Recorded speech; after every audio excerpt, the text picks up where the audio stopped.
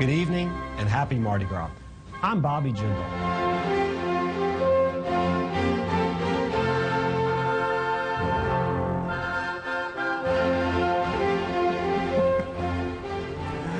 Happy Seinfeld on Hulu Day, sports fans, and our show tonight about nothing. The Cruz and Paul contest, Clinton's bizarro volunteer, and Trump's yada, yada, yada. But first, the summer of Bobby. Just moments ago in Kenner, Louisiana, Governor Bobby Jindal announced that he's running for president. In case it's not clear by now, I am running for president without permission from headquarters in Washington, D.C. But rest assured, I am tanned, rested, and ready for this fight. Jindal is 44 years old and took office in 2008 as the country's first Indian-American governor and Louisiana's first non-white governor since Reconstruction. He is in many ways an impressive guy, but he's currently mired near the bottom or at the very bottom of most polls. So, Mark, how did Bobby Jindal do today?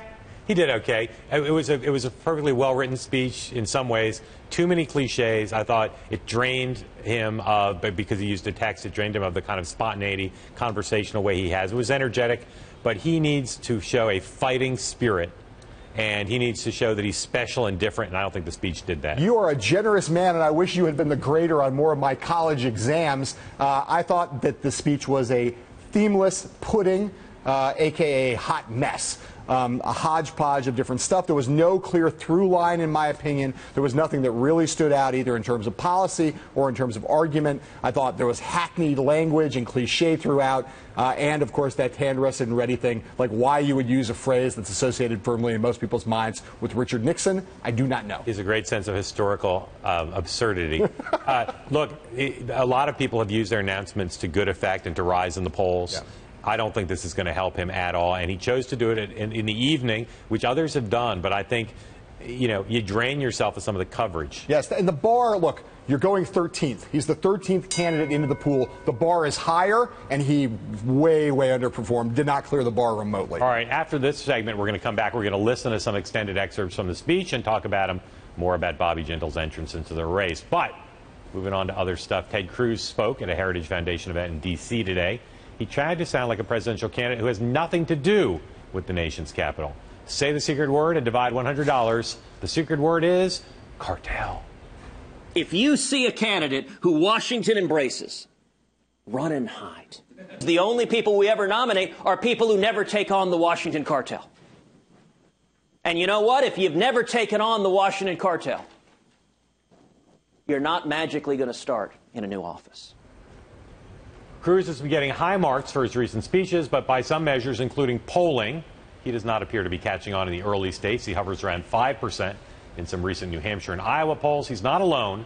Both he and his fellow Senator Rand Paul have had trouble reaching double digits in national polls, while their Senate colleague Marco Rubio has been on the rise and getting more buzz. John, have Cruz and Paul hit some sort of ceiling, or are they simply biding their time till we get closer to the voters voting in February? I think the answer is neither. I think they are not biding their time intentionally, nor are they hit a ceiling. I think they're stalled. Both those guys, after their announcements, speaking of announcements, got a nice bump. We would have said a few months ago they were in the top tier along with Walker, Rubio, and Jeb Bush. No longer, clearly in the second tier. I think they both have room to grow, but they're going to have to figure out a way to do that, and they're not doing it right now. We get asked all the time by people in politics, what's going on with those guys? Where are they? Where are they? We hear reports they're raising money, but why aren't they rising the polls? I think both of them are organizing more than some of their rivals. They both have the capacity to get hot with their constituencies.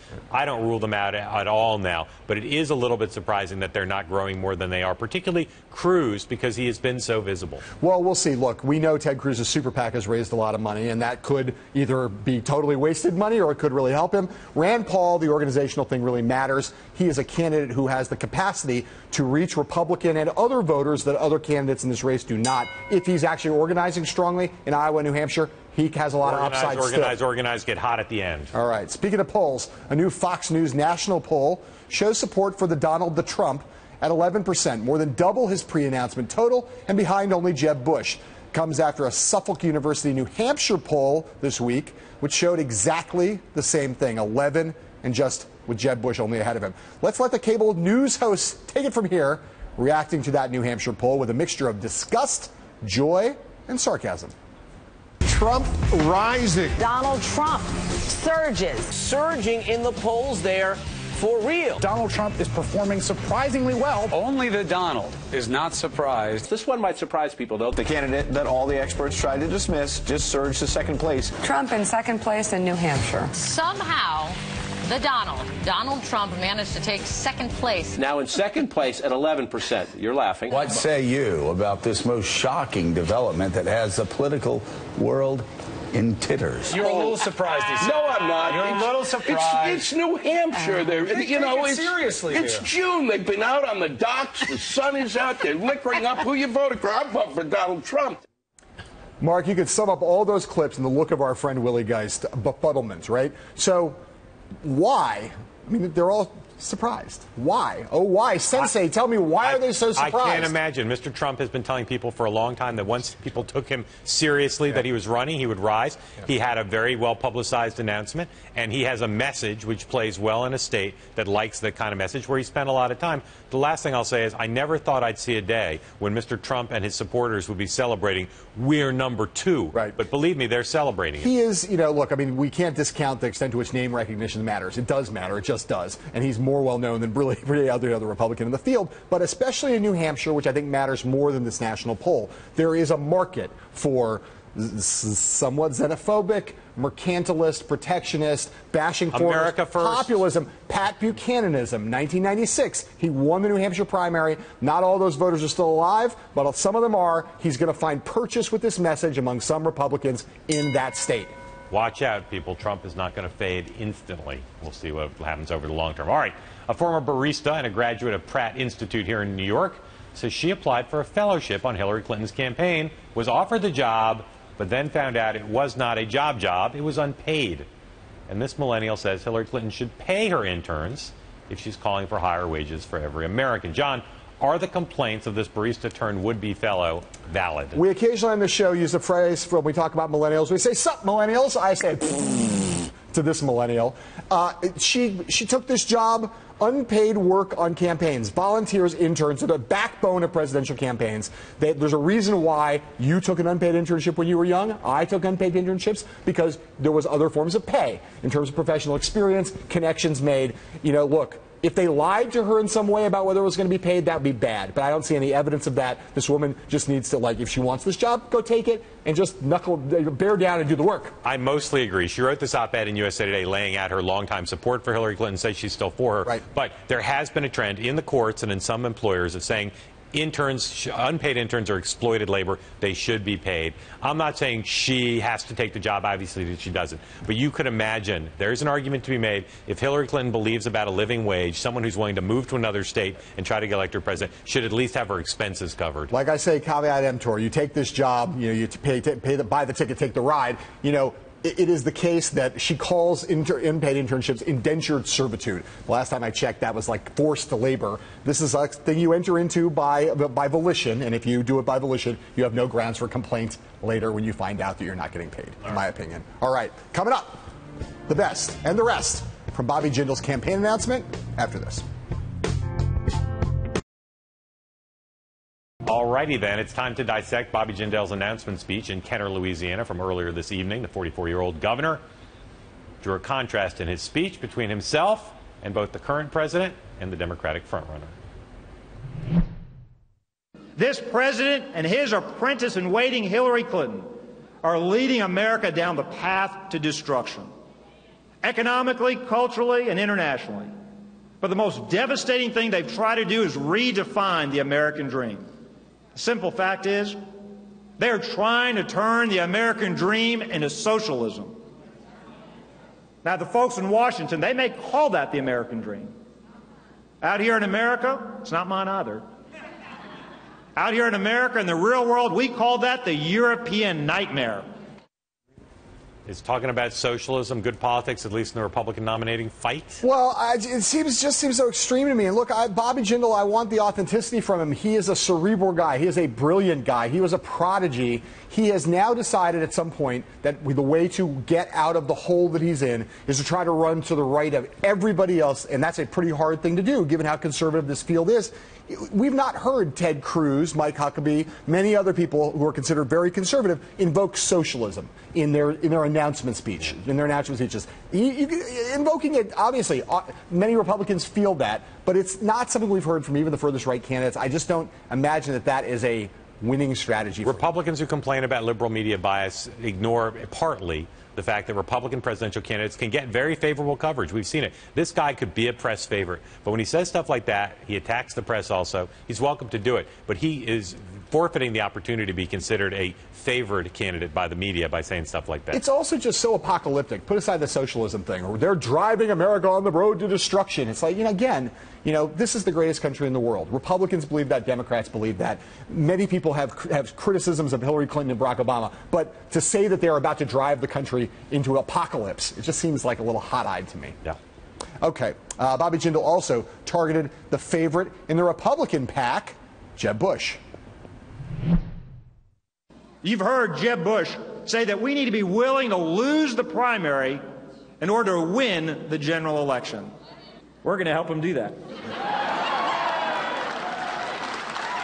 Let me translate that for you. I want to translate that political speak into plain English. What Jeb Bush is saying is that we need to hide our conservative ideals. But the truth is, if we go down that road again, we will lose again. Let's do something new. Let's endorse our own principles for a change. Let's boldly speak the truth without fear.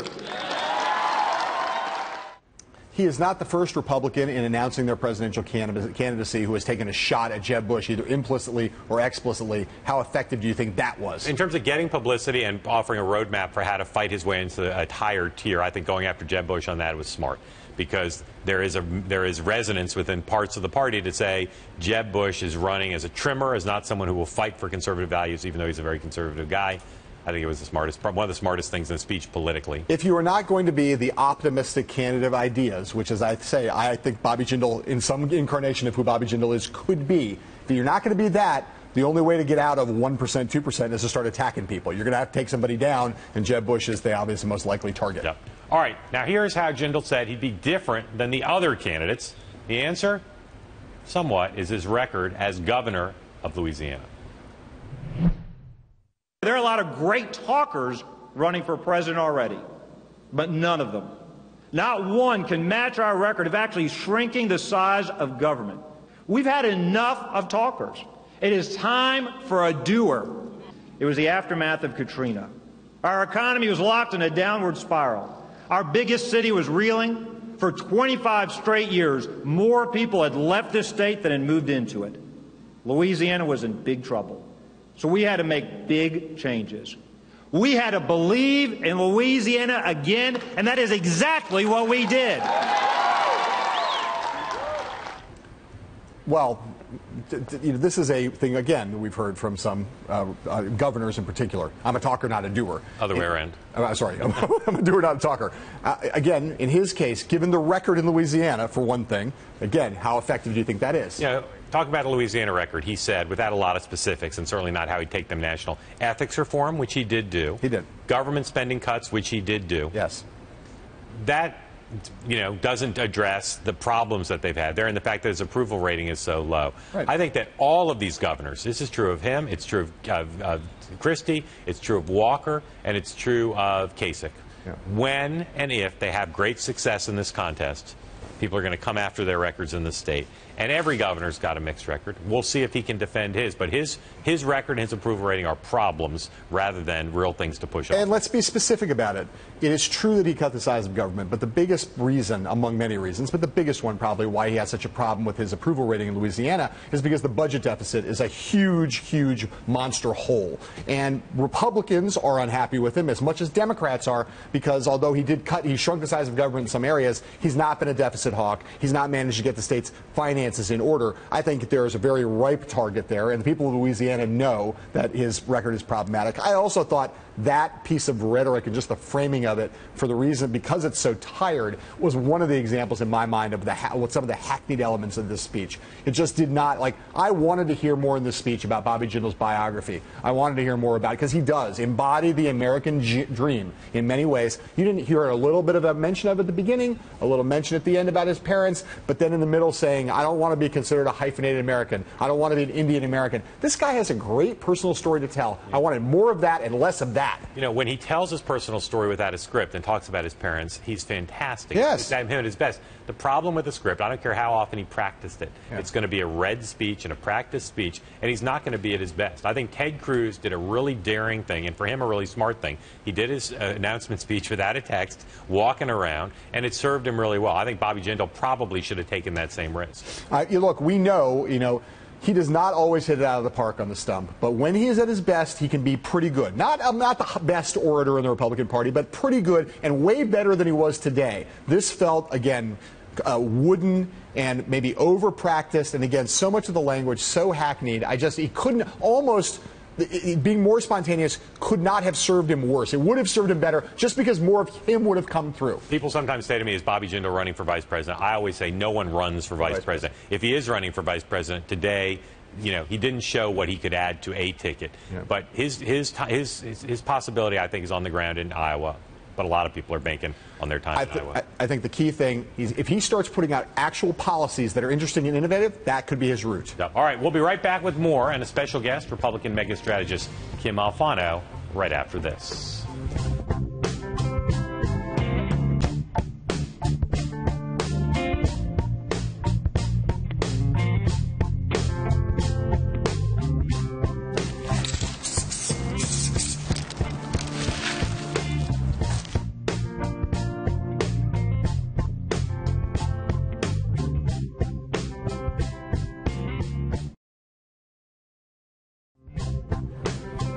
We are back with Republican strategy guru and WADR yearbook editor-in-chief, Kim Alfano. Kim, obviously the biggest story of this week has been the story raging around the Confederate flag in South Carolina. Suddenly it is now the train has totally left the station. Absolutely everyone agrees the Confederate flag should come down pretty much everywhere. You have a client in Mississippi who came out. I did. It's not my client anymore. Sorry, Roger Wicker, who came out today and said he wants the flag to change too. So what is it how did this happen? I mean, the easy answer is the shooting crystallized things. There's no doubt about that. But the Republican Party has moved really swiftly. Talk about the dynamics there.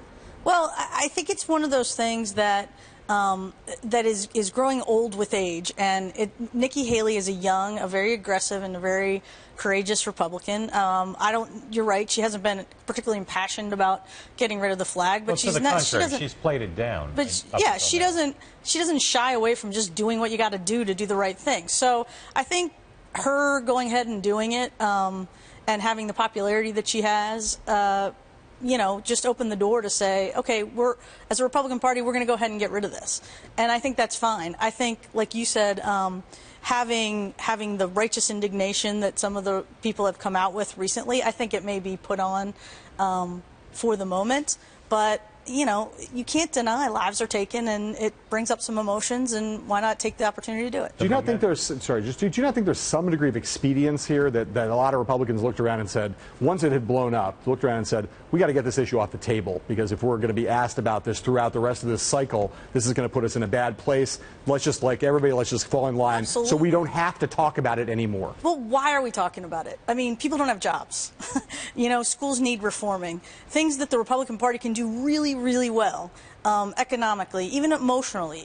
Why not talk about those things? Why are we wasting time on something like this? It has meaning for a small amount of people who still fight that war, but at the end of the day, is it really what's going to get somebody, you're very close to a job? Or just to say, I think part of the reason why it has meaning is that it had meaning for the person who went in and shot up that church, which I think was enough. Absolutely, and for a lot of African Americans. No, and I don't deny that. I mean, for God's sakes, that's terrible and that's horrible, and that should bring up the issue of the underlying problems that are there. But for political issues over the course of an election, is this what we want to be talking about, or should we be talking about how we get that guy a job and some help? On most volatile social issues, sometimes one side gains favor, but usually the pendulum will swing back a little bit. Gay marriage, for instance, a lot of conservatives still fighting that fight. Maybe too soon to say, but what's your instinct? Is this issue now over? Is it going to move inexorably throughout the South and the rest of the country towards getting rid of the Confederate flag as part of public life? I do. I think it will. I think that this one's a hard one. You know, gay marriage, life, those have moral roots in issues with, you know, caring about the life of a human being, caring about, caring about a religious belief. Where do you put the flag in that continuum? The flag is a symbol of the Old South. It's a symbol of, you know, where does someone go to church and say, I'm for the, you know, I want to keep the Confederate flag because? What's the end of that sentence? I think that is a good indicator that if you can't answer that question and make a passionate speech of why you want it, why would it stick around? Can you think of a place or a client where you would say to them if they said, I want to keep defending the flag, I think it's important, where you wouldn't try to talk them out of it? I don't try to talk my clients in or out of any position, honestly, and I wouldn't. Let me ask you this way: if someone said that's the position I want to take, what would you tell them the way to explain it was? I would say, isn't there something more important we need to talk about? You motioned at the wall back here. I laughed. Because of the Supreme Court case. I'm curious as to whether you see a parallel between this and gay marriage. Is gay marriage going? I imagine that a year from now, Republicans will look back on this Confederate flag thing and say, I don't know why we were ever arguing about this. Will they feel the same way about gay marriage? I don't think it'll be as simple a transition because with gay marriage, like I said, there's very deep religious underpinnings. There's value underpinnings that I don't think exist as deeply with the flag. I don't think you have people who have been taught their entire life or have been a part of a faith their entire life that says the Confederate flag is the thing to have flying over your house. I think you have people that believe deeply in a particular set of values that are going to stick with that, and that'll make it a little harder. And different, rightfully so. Actually, just quickly, Republicans, the RNC, Republican National Committee, Jeb Bush, have both brought up this issue of cybersecurity, being critical of the Obama administration. Does that seem like a strong issue for Republicans to be talking about politically? It's a smart issue, and if we want to be a party of smart issues, yeah, let's talk about it because, you know, my power went out last night and I had like the shakes because I couldn't do anything, and the fact that everything we do. Right. Okay, Kim, thank you. This cuts close to home. Thank you for being on the show. Make sure you sign our yearbooks before you go. When we come back, our favorite Seinfeld moment after this.